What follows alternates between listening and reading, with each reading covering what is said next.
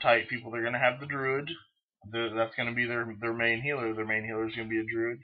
Going to have some pets, a little bit of damaging spells, and every main healer, main tank, they stand apart from the other realms in some way, but it makes up for it in the classes. I want to work really hard on making it balanced so that everyone has their own function. So a main healer is a main healer, but his other stuff is different from the other healers. So we don't just have each empire has a main healer and then that's that. Every class or every empire is going to have their own two hybrids. They're normally going to have a style of caster, healer, or DPS or something like that. Um, like the Dreaded Legion. Obviously, the Dread Legion they're hybrid caster necromancer. They're gonna be able to heal a little bit. They're gonna have pets. Caster's gonna be real middle road on everything. That's gonna be their hybrid, and that's gonna be their staple, their badass class. You're gonna be able to make 2 or 3 pets and go send them in, and your pets, even for people that played Dark Age or maybe not as many pets as what the Bone Dancer class had, but that style of character. We want you to have multiple pets. The pets, you know, be able to do different stuff. Not just okay. Well, this tank, you have a bone skeleton, and then you have a bone knight. We want to make the pets be able to cast and arch. Use archery skills, stuff like that. And it's real excited about that. Um, but then going into the Shaden Empire, obviously, most Asian empires have their monks and Buddhists and whatnot. So one of their hybrids is actually going to be a hybrid DPS healer, and that's going to be the monk class. So you'll be able to go up and punch somebody in the face, and then when you punch somebody in the face, you can pray and heal yourself. So there's a lot going on there. We really know. I can tell you every class and what they're doing right now, and where we're going with it, but we're not quite there yet. It's just we're really getting some concepts and some ideas together. It's going to be really exciting. The basis of the game, these 4 empires are at war. Um, as for the PvP type aspects in the game that we want, obviously, to me, any game can have PvE. I mean, PvE is PvE. You quest, you quest, you quest. Whatever. A quest is a quest is a quest. Obviously, a lot of games coming out with public quests where multiple people can just walk into it, and it's a constantly reoccurring quest. We can probably throw some of those in there. I like the public quest systems, but with the PvP, what I want to do is the PvP in it. These 4 empires are at war, so you're going to be struggling over a land front where all these masses come together, and you're funneled into this area where you guys are fighting for the land. And each empire is going to have their backlore and reason why they're doing it. Such as well, the dreaded legion just wants to overtake everything and destroy everyone, and the Gyred Empire wants to convert people and bring them to their ways, and they think like the Barovic dynasty or barbaric, and they need guidance. Every empire is going to have their reason for why they're fighting over it. And as you're fighting over these zones, as you control more zones, you'll gain access to little bitty bonuses and pluses in the zone. So it's going to be a keep and tower castle type system. You'll be able to fight over over towns and keeps in this area. And if you control everything in the zone, there's going to be 4 zones and type of a one big zone.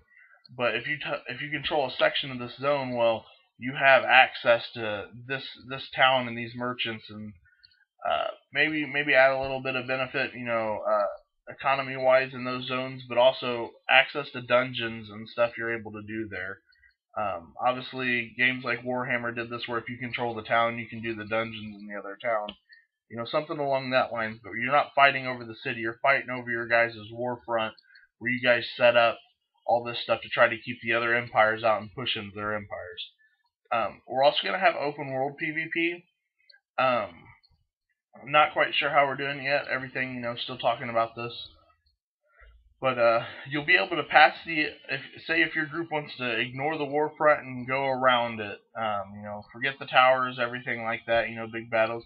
If you want to run into the other player's town and kill people behind that war zone, if they're not, you'll be able to do that. So you'll be able to go to the other player's starting zones, and it's gonna, you're gonna have to travel vast lands to get behind enemy lines. But if you make it through all their battle areas without getting killed, you'll be able to go through and attack them in their home area.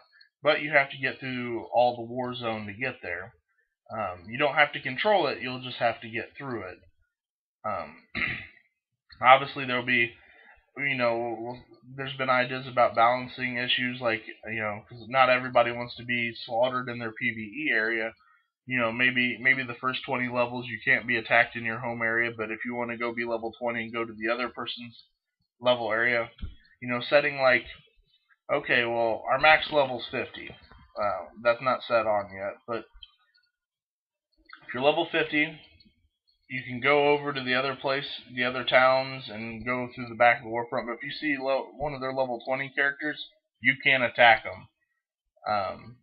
You can't attack them in their home area. We'll probably put a 10 level cap where you can only attack players up to 5 or 10 levels below you. However, as a low level character, you'll be able to attack anybody above you, but not people below you. So level 5 can attack a level 15, but a level 15 can attack the level 5 if he goes over to the other area. However, if you're in the warfront area, where all your castles and you're fighting for your dynasty, your empire, your legion, if you decide to go there and, oh, I'm level 5, I want to check this out. So you go there and there's a level 15 chilling, right inside your zone where everything gets initiated. You step over that zone, the level 15 can kill you all day. He may not get the best benefits from it, but I mean, he's going to be able to do that if he so chooses. But I mean, that's just the battlefronts and where, what we want to do with it. Uh, my buddy, he has in the lore, he has the empires have what they hold dear to their empire, like relics have you. Like the Dreaded Legion, it may be the Book of the Undead, and they don't want the other realm to have it. If another realm gets a hold of the Book of the Undead, okay, well, we want to implement like these relic systems. Each one will probably have one or two, and we're going to give you some kind of bonus for having it, and it's going to have to do with your empire. Say the Dread Legion, they have the Book of the Undead. This ain't necessarily going to be the relic that it's going to be. I'm just using that name as an example. Okay, well, you're fighting over it, and the Gyran Empire gets a hold of it.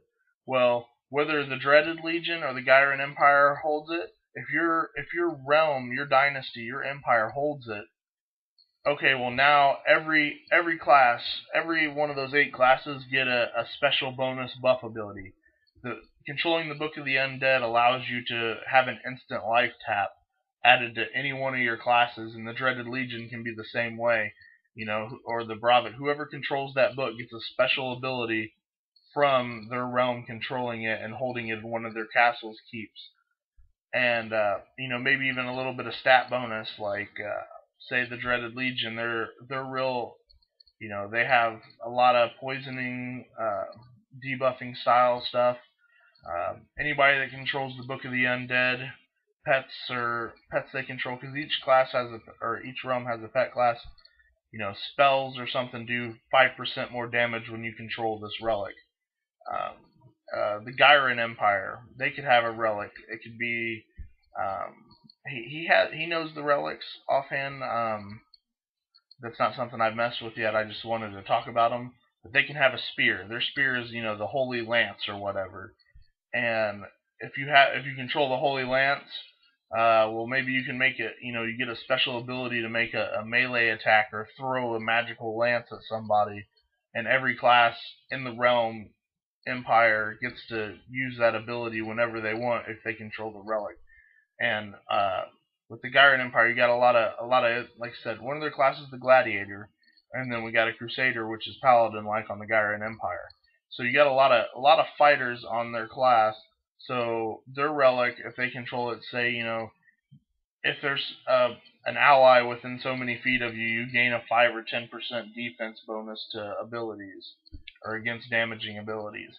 stuff like that. So when you fight for these relics and you hold them, and you place them in, one of your keeps or towers to hold them and defend them, people have a reason to get out and destroy your tower and take it over and steal your relics. I mean, if one empire holds all the relics, oh wow, that's, and that'll be another thing we'll have to touch when we get there. If it becomes a balancing issue, if you hold all 4 relics, or maybe you can only hold 2 relics at a time, or 3 relics, something like that, or you can hold 4, but after 30 minutes you lose two of them. Whatever one you have had the longest, you lose and can only hold 2. After having all 4 for 4 hours, give people a reason to continue to get out there. Not the Dread Legion controls everything, and we can't ever defeat them now. But and obviously, I want a system with the style of that you get ranks for leveling in PvP. You can buy abilities, and as you not only do you buy abilities, but as you get higher rank PvP, it increases your damage and your healing. You get bonuses to your abilities. Maybe you can. Another thing I like too is with Realm. I think realm abilities versus armor, I think you should be able to craft your armor and design it, but your realm abilities should also, there should be a cap for how strong you can be at level 50. Because once you hit level 50, you and another level 50 guy should be the same, but if he gets, if he's PvP rank 12, well, maybe he can wear armor and his bonus caps are a little bit lighter now, so he can have more stats and stuff. And I really want to implement that into the game system. I'm getting into 15 minutes, so I'm gonna have to cut some of this video out, but that's what's going on with it.